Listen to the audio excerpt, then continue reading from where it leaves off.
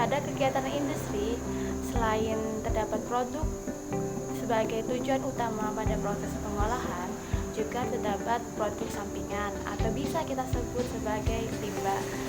Limbah sendiri bila tidak ditangani dengan baik akan mengakibatkan pencemaran, bukan hanya pencemaran bagi lingkungan, namun juga pencemaran tubuh kita sebagai manusia.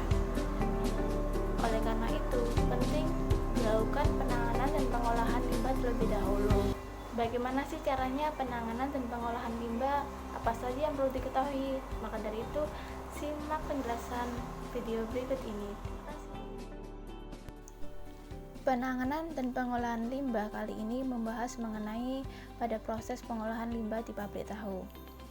Pabrik tahu yang diambil sendiri terletak pada Kabupaten Gresik di Jawa Timur. Untuk kapasitas produksi yang dimiliki oleh pabrik tahu ini sebanyak 2 ton per hari. Untuk jenis limbah yang dihasilkan berupa limbah padat dan limbah cair. Limbah padatnya yaitu berupa ampas tahu, di mana ampas tahu ini biasanya dijual oleh pabrik kepada warga seharga 30.000 per 25 kg. Oleh warga, ampas tahu ini dimanfaatkan sebagai pakan ternak untuk kambing ataupun sapi. Sehingga limbah tahu yang dihasilkan tidak terbuang percuma namun diolah kembali sehingga bermanfaat. Sedangkan untuk limbah cair dihasilkan pada proses tahap pencucian, perendaman, pemasakan, dan sebelum memasuki tahap pencetakan. Untuk pabrik tahu yang kita ambil menghasilkan 87.500 liter limbah cair.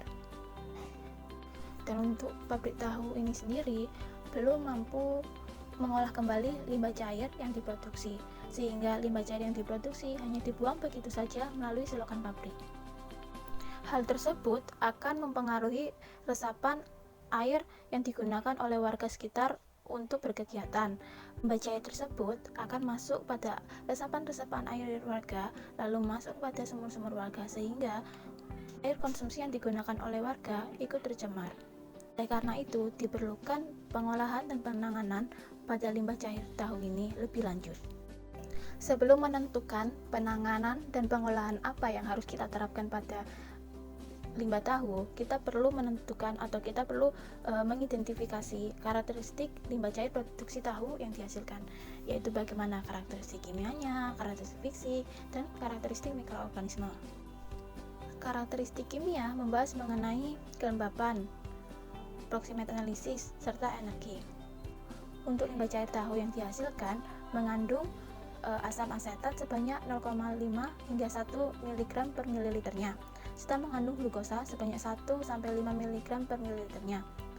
Untuk kandungan nilai pH yang dikandung pada limbah cair tahu ini bernilai 3 hingga 5. Nilai BOD dan COD-nya cukup tinggi, seperti bisa kalian lihat di sini.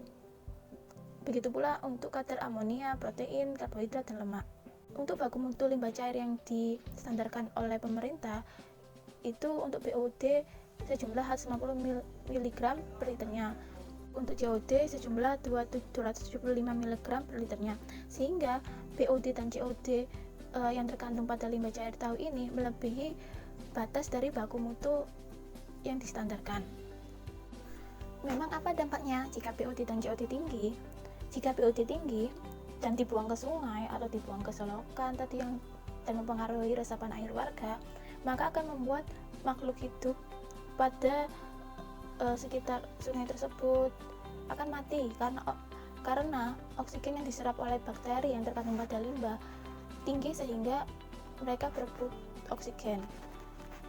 Lalu zat-zat organik yang terkandung pada limbah masih tinggi. Jika jumlah zat-zat organik itu tinggi, maka akan membahayakan lingkungan di sekitarnya. Zat-zat organik ini termasuk yaitu amonia itu sendiri. Lalu selanjutnya karakteristik fisik. Karakteristik fisik yang dimaksudkan di sini bisa dilihat warna fisik dari limbah cair yaitu putih dan juga berbusa. Kekentalannya cukup encer. Untuk suhu dari limbah cair tahu ini sekitar 40 hingga 46 derajat Celcius. Selanjutnya adalah karakteristik mikroorganisme. Yang dimaksudkan adalah keberadaan dari mikroorganisme itu pada limbah cair. Untuk jenis-jenis bakteri yang terdapat pada limbah cair tahu ini dibagi menjadi 3, yaitu bakteri hidrolitik, bakteri asetogenik, dan bakteri asetogenik. Bakteri hidrolitik berperan sebagai pemecah molekul, sedangkan bakteri asetogenik berperan sebagai pembentuk asam. Maka bisa kita lihat sebelumnya mengapa limbah cair tahu ini memiliki pH yang rendah. Lalu bakteri asetogenik yang berfungsi sebagai produksi asetat. Setelah kita mengidentifikasi karakteristik limbah cair tahu, lalu kita menuju pada alternatif pengolahan limbah, yaitu pengolahan limbah yang bagaimana yang memungkinkan untuk limbah cair tahu ini. Untuk yang pertama yaitu bioremediasi. Apa itu bioremediasi? Bioremediasi adalah sebuah proses pengolahan yang memanfaatkan makhluk hidup untuk merombak substansi atau bahan-bahan yang berbahaya bagi lingkungan menjadi komponen yang tidak berbahaya bagi lingkungan. Salah satu alternatifnya yaitu menggunakan bakteri. Untuk limbah cair ini menggunakan bakteri indigen, di mana fungsinya yaitu polutan dalam limbah akan diurai oleh bakteri sampai volumenya mengecil sehingga akan mereduksi tadi amilum, protein, dan menaikkan pH dan serta menurunkan BOD dan COD. Bisa kita lihat pada penelitian oleh Lestari pada tahun 2010 perbandingan COD, BOD, dan pH sebelum dan sesudah. Selanjutnya adalah sistem aerasi dan filtrasi.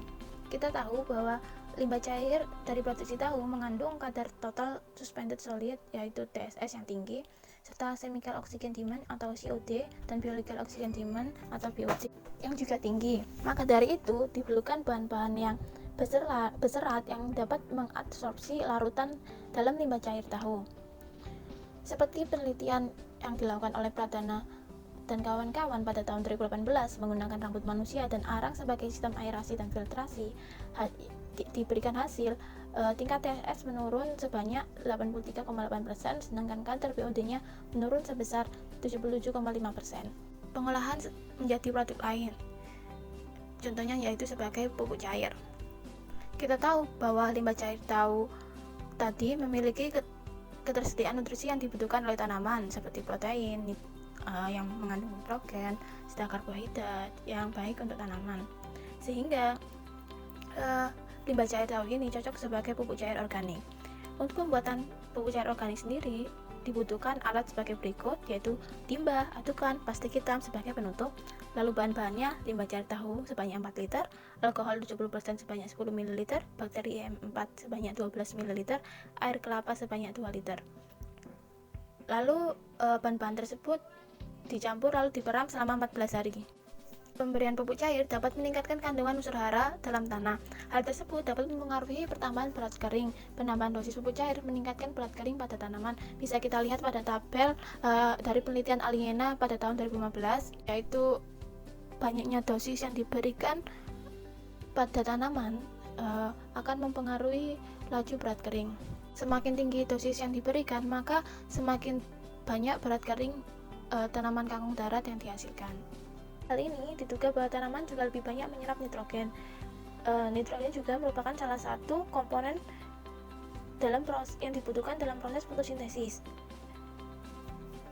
Keadaan ini pula lah yang menyebabkan terjadinya peningkatan berat bahan kering tanaman kangkung darat.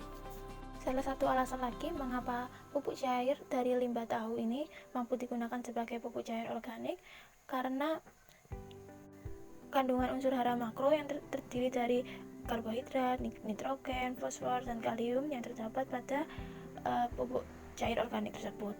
Pengaplikasian pada tanaman sangat baik sehingga tanpa harus adanya penambahan unsur hara makro lagi seperti nitrogen, fosfor, dan kalium.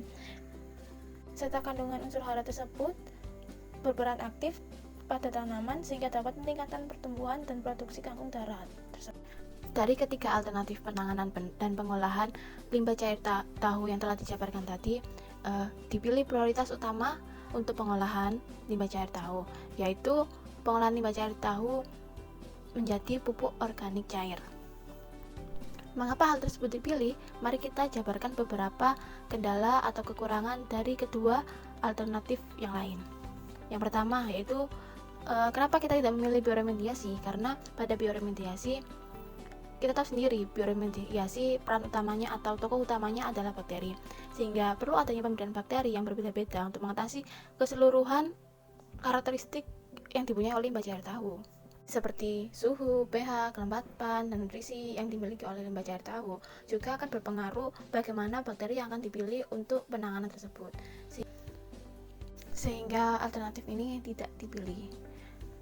Lalu untuk alternatif yang lain yaitu sistem aerasi dan filtrasi, alasannya tidak memilih ini karena sistem aerasi dalam waktu singkat masih belum bisa menurunkan konsentrasi COD dan BOD-nya dalam limbah cair tahu tadi.